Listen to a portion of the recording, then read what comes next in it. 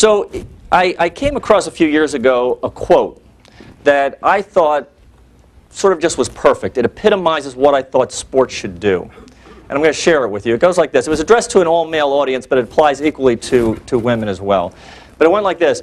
Sport, properly directed, develops character, makes a man courageous, a generous loser, and a gracious victor. It refines the senses, gives intellectual penetration, and steels the will to endurance. It is not merely a physical development then. Sport, rightly understood, is an occupation of the whole man. And while perfecting the body as an instrument of the mind, it also makes the mind itself a more refined instrument for the search and communication of truth, and helps man to achieve that end to which all others must be subservient, the service and praise of his Creator. Believe it or not, that is by the most unlikely source you'll ever hear, Pope Pius XII, an address called Sport, the Service of the Spirit. But that quote to me is it. That should be the basis of sport. It takes it from this generic activity, this environment which I'm going to describe, to the very highest level. Something of real nobility, of real honor, of truth. And that's what I think it should be about. So in sharing that with you, I came up with some things. I said, okay, I got to do something about this myself. So in my own little way, I created this website called reclaimthegame.com. And basically, it was about this idea. And Roger Staubach was the first recipient of the award. Humpy Wheeler is the second. I'm looking for a third. So if you have any recommendations, I'm open. But it has the quote there. And the idea being, and I created a scholarship at the college for athletes that have this interest. I don't care whether they're an athlete or not. They can come in if they have an interest in athletics, sport, from marketing, from sports medicine, whatever field they'd want. But if they're coming in with that idea that sport is a means for developing virtue, there's a scholarship as well. And then I do a weekly podcast. It's called Playing with Fire. And the reason I did the podcast is that I think very often there's kind of a dichotomy that gets set up that somehow it's an either-or. Either I'm going to be a world-class athlete or I'm going to be a goody two-shoes. But it couldn't possibly be the same. And I'm saying, no, complete misunderstanding. One of the virtues is world-class performance, or performing to whatever level you're capable of. That's a virtue. That's fantastic. It's one of them. Virtues don't work in isolation. They're integrated. And if they're not integrated, you're not going to develop them. And virtue is the habit of doing good. That is what it's about. So it's an actual practical, real thing. It's not just theoretical. So in creating this, I said, well, okay, how then, if I believe each of us is called to perfect the virtues in our daily life, how do we go about doing that? And I thought I'd just first start by sharing just a little bit about virtue itself. Now, everybody in this room may know virtue better than me. But I don't know. I need to hear it again than myself, just so I really make sure I understand all of this.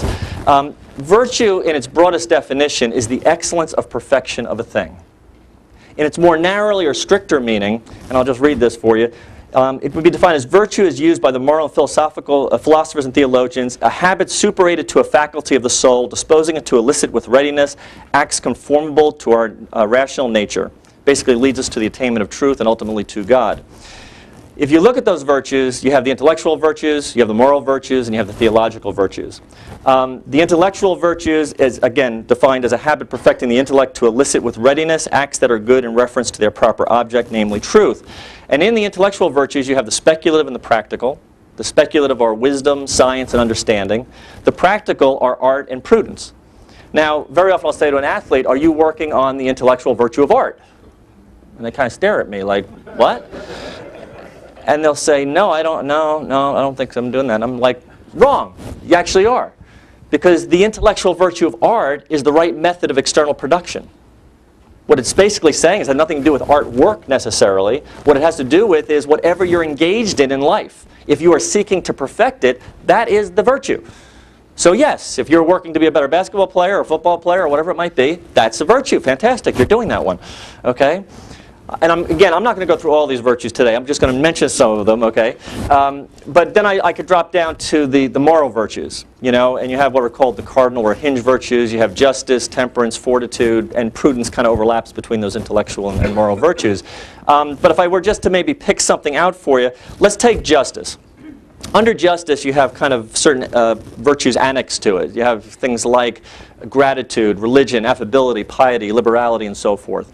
And these are just words. That's our problem. One is we're not using the words, and then two, they're just words. And in today's world, words fly by us, and yeah, that's a nice word, and then it goes by. What does it actually mean? So when I say gratitude, the virtue of gratitude, what I'd like you to do, I know some of you have paper, most of you don't, so I'll just kind of have you do this in your mind if you would. I want you to think for me right now of all the things in your life that are invaluable, that literally you couldn't put a dollar figure on. So I'll give you a few seconds. Just kind of begin to think of a list. What are those things in your life that are truly invaluable, couldn't put a dollar figure on? I'll give you like 30 seconds.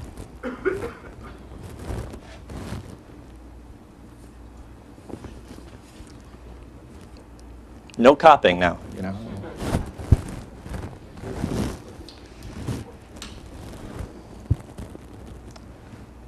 Okay, raise your hand if you got at least one. I hope. Come on now. Work with me. Okay, how many people got 2, 3, 4, 5, 6? It's amazing. I do that with thousands of people everywhere. I get the same exact progression.